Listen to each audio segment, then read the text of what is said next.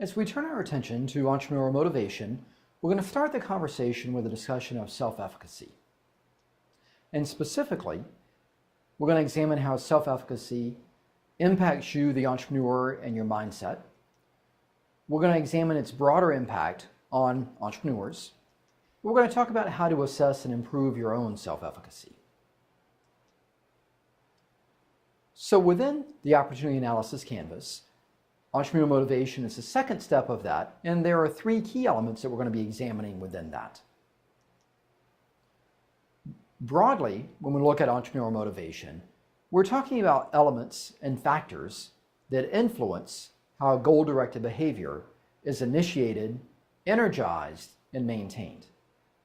The three elements we're going to look at are self-efficacy today, and then subsequently cognitive motivation and tolerance for ambiguity. So to define self-efficacy, it's your belief in your ability to accomplish a specific task.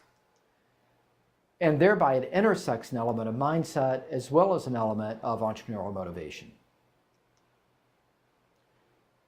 So to look at this in practice, we have a short clip from Richard Branson, and to found over 400 companies and to have a number of them be highly successful and global leaders in what they do, you have to have the sense that you can be effective in many different specific tasks, but namely in the creation and launch and growth and scaling of new ventures.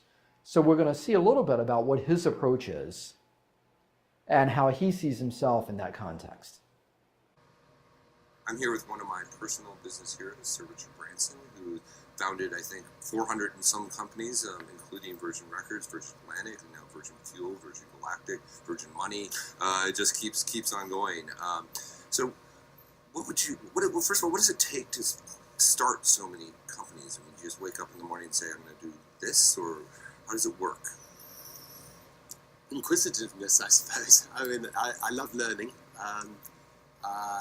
I've never actually thought I was, starting a company as such. I just saw situations as I travelled in life where I felt I could improve on the way things were being done by other people. So, one of my favourite phrases is "screw it, let's do it," and I've used that phrase a lot of times. And we just love going in and trying to shake up industries and doing it better than it's been done before. Can we talk a little bit about, you bought some companies, you bought like Virgin Money, it was part of Northern Trust, right? And you've created other ones. As an entrepreneur, what's the difference sort of being creating something from scratch or buying an asset and then running it better than it had been?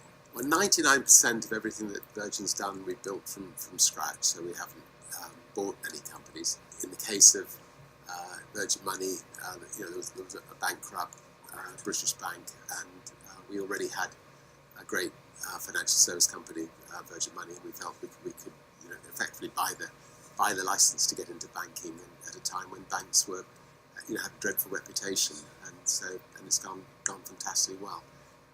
But I think that the pleasure I get is from starting things literally from scratch, and often in sectors which are large and bloated, and going in and trying to shake them up. Do you think entrepreneurs or governments are in a better position to sort of change, make a real effective change in the world?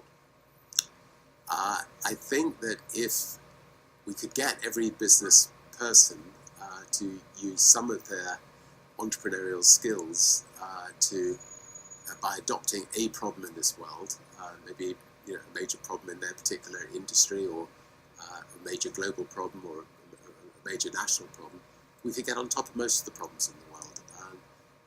Not replacing governments and not replacing the social sector, but working alongside it, and forming this new organisation called the B Team with like-minded individuals.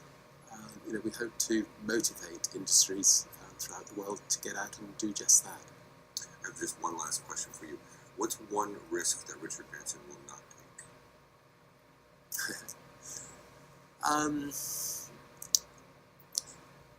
Well, it sounds strange coming from me, because I have put my life at risk many different occasions and been fortunate to survive. But I do actually enjoy life enormously, and there's a lot more to achieve. And so I think that I will take calculated risks in say trying to go to the bottom of the ocean in a little submarine or going to space or whatever. But I'll certainly make sure that the crafts are well tested before going next time. So hopefully I can die in my bed an old man one day. Thank you so much. Thanks very much. So as you've heard that discussion, and when you think about our conversation so far, self-efficacy sounds a lot like confidence. But it differs. Confidence and locus of control are general characteristics that apply to all tasks. We generally think of ourselves as confident or less confident, or having an internal locus of control or an external locus of control, or some balance therein, but it's something that is broadly defined and looking at all tasks. Self-efficacy differs from confidence, and that self-efficacy is task dependent. For example, if you enjoy numbers and think of yourself as a number person, your self-efficacy for dealing with financial matters is probably high.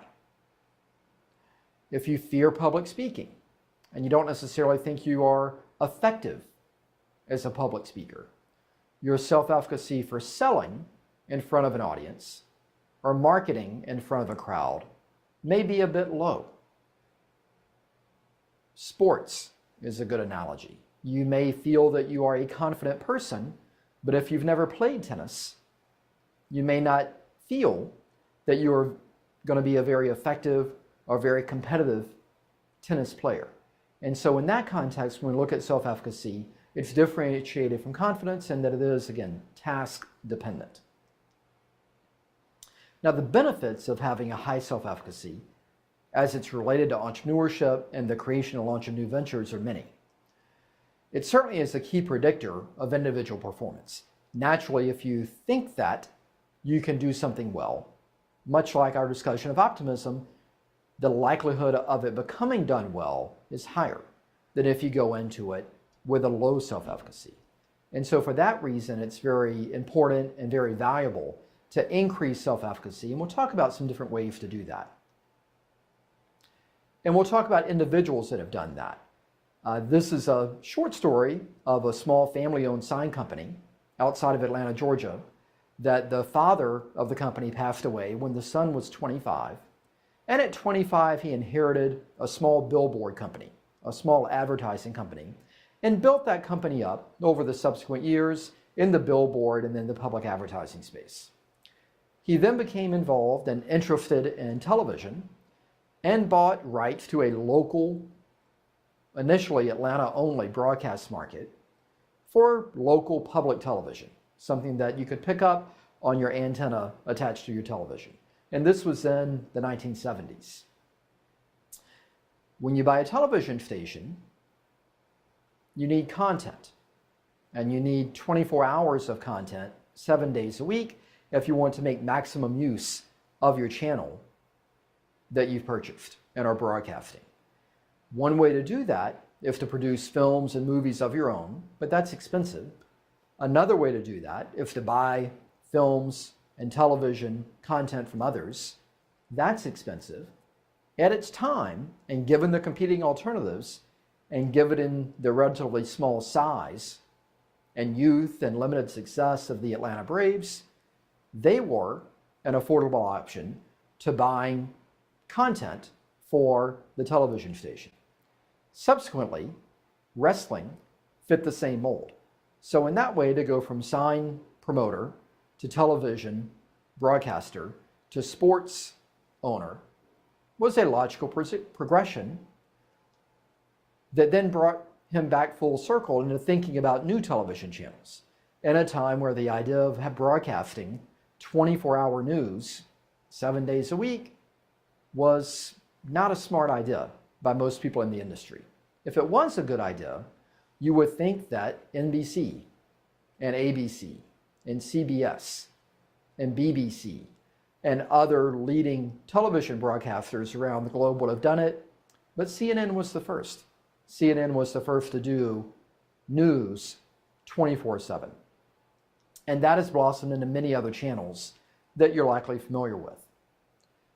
And more recently, this entrepreneur has gone into doing restaurants. And if you haven't figured it out by now, the name of the restaurant is a clue to Ted Turner and the success that he's had, and the success that he's had in the context of having a very high self-efficacy as it's related to business and as it's related to starting and growing a variety of different types and categories of business that are very different, from advertising to media to sports to restaurants, and has had great success in many of these.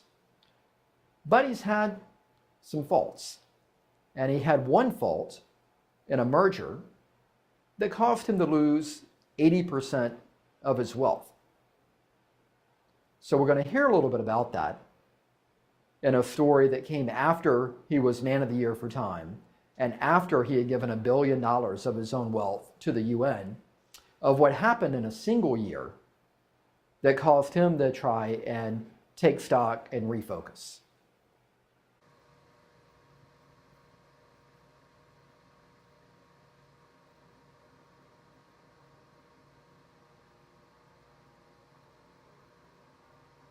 When I look back at all my business accomplishments, CNN was the most exciting and most challenging and the most satisfying when we were successful, because, you know, I got proven right. I was Time Magazine's Person of the Year for the whole world. I mean, that's, you know, what more could you do than that? I made the cover of Success Magazine. I held a copy up to Dad and said, "Dad, is that enough? I'm on the cover of Success Magazine." So, you know, and then we had the AOL merger, so it didn't last very long, and that was down and out again. One of the worst mistakes that's ever been made in business. We went into it half-cocked and unprepared, and that's something you don't want to do on a merger of that consequence.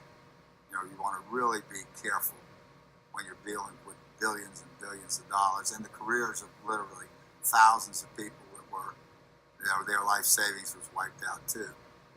I had some doubts, and I voiced them, and I talked to the best people I could for advice, and they felt like there was no way I could have stopped it, so I went along with it.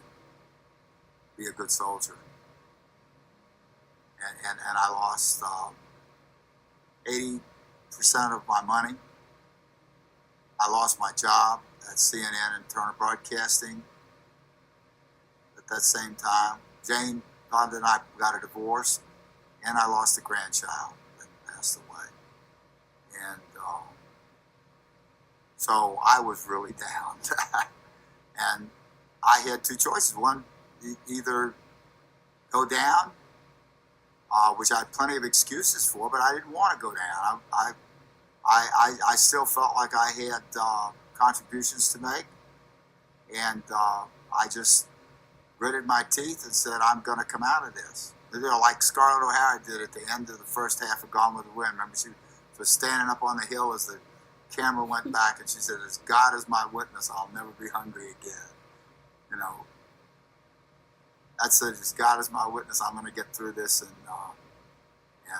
I'm going to make a comeback.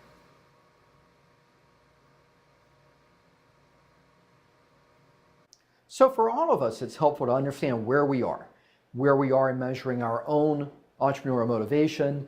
And with self-efficacy, we have the evaluation online for you, where you can visit the self-efficacy link, complete the evaluation, print, and post those results online in the self-efficacy evaluation assignment.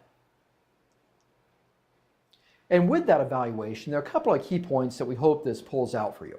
One, it should provide you with some global assessment of self-efficacy and looking at a variety of different situations and how you can handle the expected and the unexpected in those situations. This involves a variety of things and a variety of capacities and capabilities involving problem solving, the willingness to take action, fear of failure, extroversion and social skills. All of these play into the self-efficacy of the individual. So in summary, when we look at self-efficacy, it is a key predictor of individual performance in entrepreneurial endeavors. Now, for some of us, it may be innate. For others, it may be learned. For all of us, I would argue it's a bit of both. There might be elements of our background, of our experiences, of childhood, of professional experiences, of education, that give us some measure of self-efficacy that are innate and learned. And through our course, what we hope to do is to continue to drive and elevate that. And that learning how to improve self-efficacy starts with understanding where you are, baselining some of those measures, and later we're going to talk about some further elements of how to enhance and improve that.